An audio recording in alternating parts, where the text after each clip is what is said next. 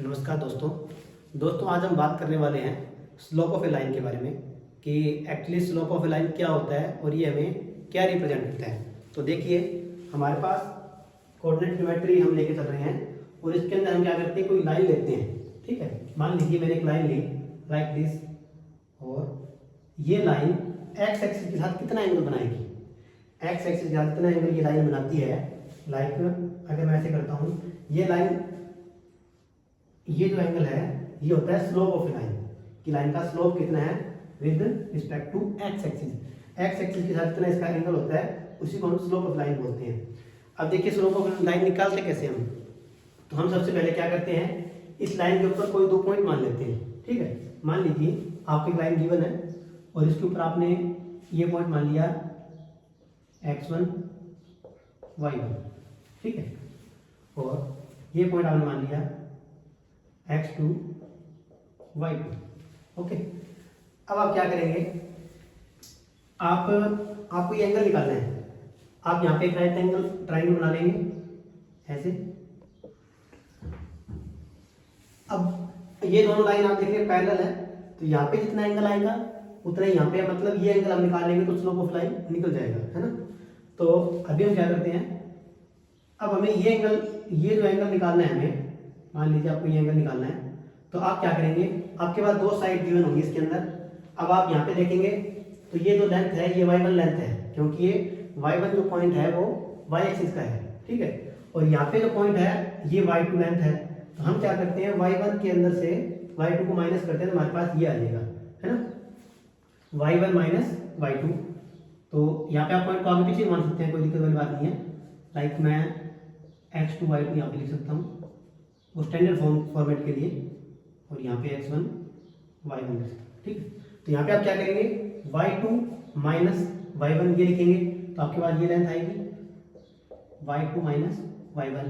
और यहाँ पे आप देखेंगे यहाँ पे कितनी लेंथ है x एक्सिस के साथ, यहाँ पे x2 पॉइंट आएगा और यहाँ पे x1 है। तो ये लेंथ निकालने के लिए मेरे को क्या करना पड़ेगा, x2 माइनस x1।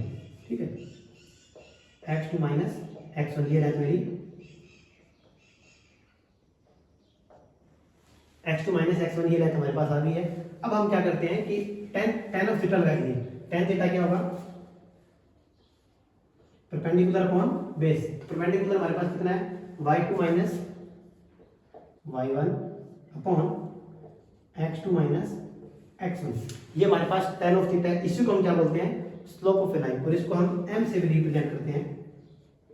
तो हमारे पास क्या हो गया, y2 minus y1 upon x2 minus x1। इसको फर्दर सोल्व करेंगे तो हमारे पास क्या आएगा, m into x2 minus x1 is equal to y2 minus y1।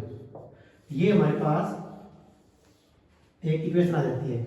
ये इक्वेशन तब बनती है जब हमारे पास दो कोऑर्डिनेट हमें गिवन हो, है ना, दो कोऑर्डिनेट जब हमें गिवन हो। अगर आपको एक ही पॉइंट गिवन हो इस लाइन के ऊपर, तब हम स्लोप ऑफ ए लाइन कैसे निकालेंगे। Slope of A line when A point is given. मान लीजिए आपको एक पॉइंट यहाँ पे दिया हुआ है, तो आप क्या करेंगे, इसको थोड़ा रख कर देते हैं।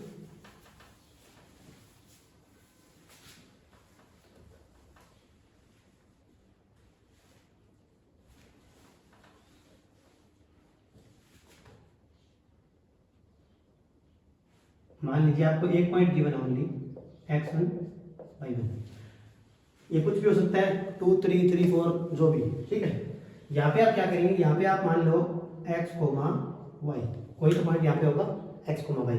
अभी हमारे पास वही सेम सीन रहेगा, ये हमारे पास वापस एक राइट एंगल ट्राइंगल बनेगा और हमें वापस ये लेंथ निकालनी पड़ेगी y1 minus y and x1 minus x। Okay, तो हम क्या करेंगे, हम लिखेंगे ये लेंथ हमें निकालने के लिए क्या चाहिए, y1 माइनस y। तो y1 minus y upon x1 minus x is equal to क्या आएगा, tan ऑफ थीटा। यहाँ से आप माइनस कॉमन लेंगे तो आपके पास क्या बनेगा, y माइनस y1, नीचे से y कॉमन लेंगे तो x minus x1 is equal to tan of theta that is m। फिर हमारे पास फर्दर सॉल्व करेंगे तो हमारे पास बनेगा m इंटू में x माइनस x1 और y माइनस y1। ये होगा स्लोप ऑफ ए लाइन की इक्वेशन, ठीक है, इक्वेशन ऑफ ए लाइन होगी ये, और जहाँ पे m क्या होगा, स्लोप होगा हमारे पास, ठीक है। तो यहाँ पे हमें x और y1 कुछ भी पॉइंट हो सकते हैं। मान लीजिए हम एक इक्वेशन मान के चलते हैं, आपको थोड़ा सा ज्योमेट्रिकली शो करते हैं। x minus Y equal to, मान लीजिए आपके पास 0 आ रहा है ना, x minus Y equal to, हम हमारे पास हम एक इक्वेशन ले लेते हैं कि ये 0 है। अभी हम क्या करते हैं कि ये लाइन हमें क्या दिखाएगी, देखिए यहाँ पे जब आप क्या करेंगे कि x और x इक्वल टू अगर आप 0 लेते हैं तो y 0 आएगा, y 0 लेते हैं तो x भी 0 आएगा। मतलब कि ये लाइन यहाँ से निकलेगी, है ना, ओरिजिन से हमारे पास ये लाइन पास होगी। मैं यहाँ पे बना देता हूँ, ये लाइन ऐसे पास होगी, तो ये एंगल ये लाइन बता रही है। अब आप क्या देखेंगे कि दोनों इक्वल है, x इक्वल टू आपके पास y बन रहा है, देख लीजिए यहाँ से निकालेंगे हम, है ना, x इक्वल टू y बन रहा है।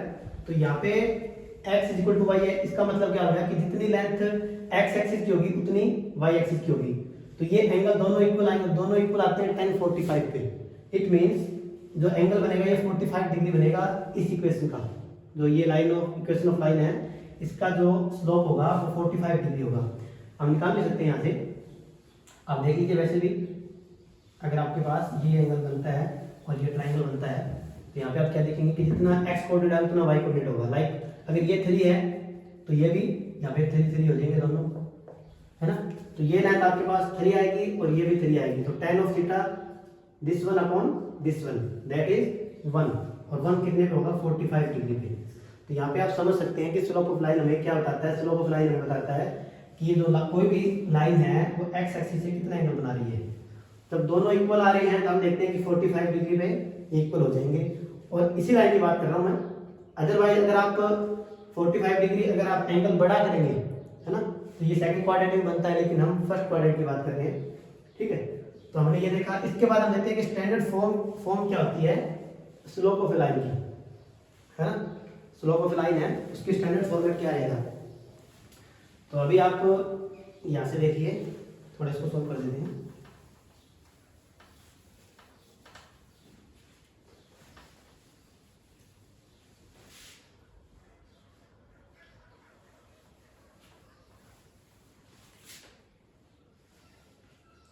तो हम पढ़ने वाले हैं अभी standard form of A slope of A line. जो स्टैंडर्ड फॉर्मेट क्या बनेगा हमारे पास, तो आपने अभी देखा कि हमारे पास ऐसे बन रहा था कि हमने जब 2 कोऑर्डिनेट लिए थे तो हमारे पास लाइन बन रही थी y2 minus y1 m into x2 minus x1, है ना। और जब हमने एक कोऑर्डिनेट से लाइन को पास किया था, हमारे पास एक ही कोऑर्डिनेट था, हमारे पास लाइन बन रही थी y minus y1 m into x minus x1।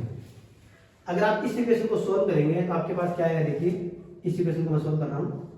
यहाँ पे y माइनस y1 और यहाँ पे हो गया mx माइनस mx1। अब आप क्या देखेंगे, x1 और y1 आपके पास कॉन्स्टेंट्स हैं, ये कुछ भी पॉइंट हो सकते हैं जिससे ये लाइन पास हो रही है, 2 3 3 4 समथिंग कुछ भी, ठीक है।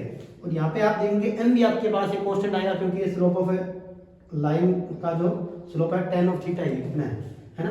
तो यहाँ से हम क्या फर्दर सोल्व करेंगे, हमारे पास बनेगा y माइनस y1, इसको हम इस साइड ले जाते हैं, तो y is equal to mx minus mx1 minus y1। इसको फर्दर सोल्व करते हैं तो y is equal to mx, इन दोनों को हम क्या करते हैं, या तो माइनस कॉमन ले लेते हैं, है ना, या ऐसे रहने देते हैं, कोई दिक्कत नहीं है। तो ये आपके पास आएगा mx1 माइनस y1।